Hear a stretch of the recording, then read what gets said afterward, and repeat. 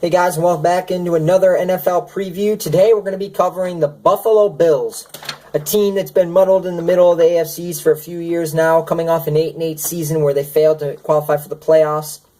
Rex Ryan, obviously we all know, is the coach of this team, has a history of allowing teams to have problems off the field, having problems on the field just as far as discipline, being undisciplined as a unit. And boy, oh boy, this Buffalo team, honestly, coming into the season, I looked at this team, particularly what they did in the draft, and I really liked what they had going here. At running back, you had a good duo of McCoy and Carlos Williams. Reggie Bush is, your third string, a guy who maybe doesn't have anything left, but as a third string back, you can't find a whole lot better than that. At the receiver position, you got the explosive young Sammy Watkins. Quarterback, Tyrod Taylor had a really good year last year, emerged out of nowhere.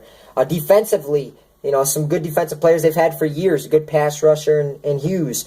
And I really, like I said, loved what they did in the draft. Your first three picks, you got Shaq Lawson out of Clemson. You got Reggie Ragland out of Alabama. And you got Washington out of Ohio State.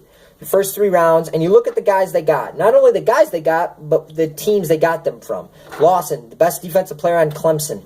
Ragland, one of the best defensive players on Bama. And Washington, one of the best defensive players on Ohio State. Ohio State, Alabama, and Clemson, 3 of the best teams in college football, and you got arguably their best defensive players, at least top 5 defensive players for those respective teams. And I really did, looking at those 3 to go together with that they already had on defense, I really liked the look of that defense, particularly the linebacker position with Lawson and Ragland and Hughes. I really was liking the way that defense was being formed. The secondary's good with Gilmore and Darby and Corey Graham at the safety position. You look at a guy like Stephon Gilmore. He had 3 interceptions in 12 games last year. We know he was rated in the top 15 as far as production ratings for cornerbacks. Darby was also rated in the top 25. He had 2 interceptions in 15 games. So not a whole lot of interceptions between the two, but they were stout defensively, a lot of pass deflections, pretty good tacklers, just a good overall secondary. And, like I said with Sammy Watkins, he had 13 games last year, so he missed some games. 9 touchdowns, had over 1,000 receiving yards. Particularly at the end of the year, he really exploded and had a great end of the season. Really looked like he built good chemistry with Tyrod Taylor. Tyrod Taylor last year, let me talk about him for a second. Because he's someone that I feel like I'm going to have a different opinion than a lot of people.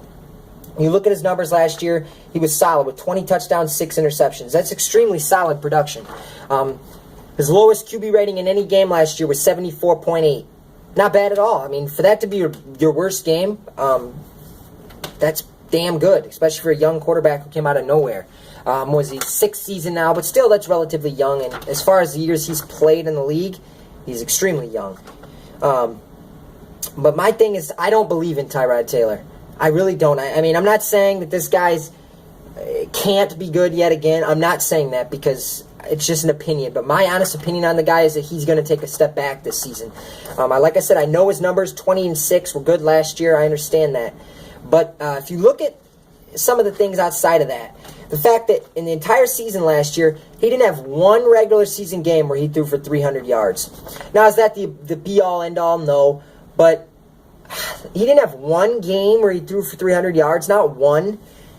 I find that to be a bit alarming. And I just feel like if you look at a lot of the games he had, as far as the success he had in a lot of the games, he had a lot of games with a lot of short passes, a lot of games where he didn't have big playmaking throws. And the fact of the matter is, we're talking about a guy who, like I said, did not throw for 300 yards one time. Teams are going to find a way to make him consistently 10 yards here, 15 yards here, 20 yards here, 30 yards here. The guy's got to find a way to get bigger plays. You got to be able to throw for more than 300 yards at least a couple times during the course of a season. So I feel like that's a concern. There was also a lot of games where he didn't get a whole lot of attempts. And you got to ask yourself, is there a reason for that? And then another thing with Tyrod Taylor that was an issue last year that I feel like a lot of people didn't recognize was the fact that he had 9 fumbles last year. 9 fumbles. That's a ton of fumbles. We're talking about a quarterback. He's got to shore that up.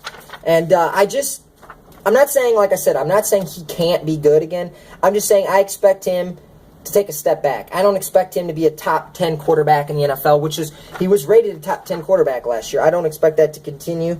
I don't think he'll be one of the worst, but I think he'll be in that third tier of quarterbacks. You got that first tier, your elite top, 4 or 5. You got a second tier of about 6 to 13, 6 to 14. Third tier of 15 to 23 or something, and then you got your worst 5, 6, 7 quarterbacks in the league. I think he's in that third tier. I know I'm going to have a lot of people that disagree with me on that, but we'll see. But another thing, outside of Tyrod Taylor and my lack of confidence in him, another thing I don't like about this team is all the injuries and all the off-the-field issues that they've had. Carlos Williams, who had a good rookie year last year, comes into camp this year 25 pounds plus overweight. And now he's suspended the opening 4 games for a substance abuse issue. I mean, that depth at running back that I was talking about takes a big hit with the loss of him. I mean, don't forget McCoy did rebound a bit last year, but 2 years ago he was one of the worst backs in the league statistically. Production value, I mean, the way they rank him, he was like one of the worst running backs in the league 2 years ago. So we can't forget about that. Does he continue? Does he take another step forward, or does he regress like he did 2 years ago? But, like I said, Carlos Williams will not be there the first 4 weeks. And you look at their schedule. That's another thing I have a problem with them. First 4 weeks, you go to Baltimore, not an easy game. Home against the Jets, not an easy game. Home against Arizona, not an easy game. And at New England, yes, they have Garoppolo, but still in Foxborough against Belichick will not be an easy game. That's the opening 4 weeks, a hell of a schedule. They got games later in the year at Seattle, at Cincinnati, home against Pittsburgh. They have a very difficult schedule, one of the tougher in the league, I would say. Another thing I want to talk about is the injuries. The 3 guys I talked about that they drafted, first-round pick Shaq Lawson's not going to be there at the start of the year. He just had shoulder surgery recently. And you have Reggie Ragland, who tore his ACL and is probably out for the season. So, you had the goods, or at least in my opinion, they had a very successful draft. And already, before 1 preseason game is even played, 2 of the 3 are out. And 1 out of the 3 is out for the entire year. And who knows with Shaq Lawson? If they get off to a horrible start, who knows what happens with him. He'll probably come back, but at what point, we don't know. And will he be completely healthy? Will he be himself? We don't know about that either. So a team that I felt good on a few months ago, I no longer do. I think this team's going to take even a little bit of a step back from last year. I'm going to say they go 7-9.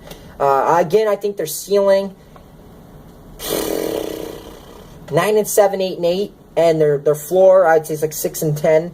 Last year, 8-8. I say this year they take 1 step back and go 7-9. But injuries, off the field issues, and a drop in production from Tyrod Taylor is the reason I feel the way I do about this team.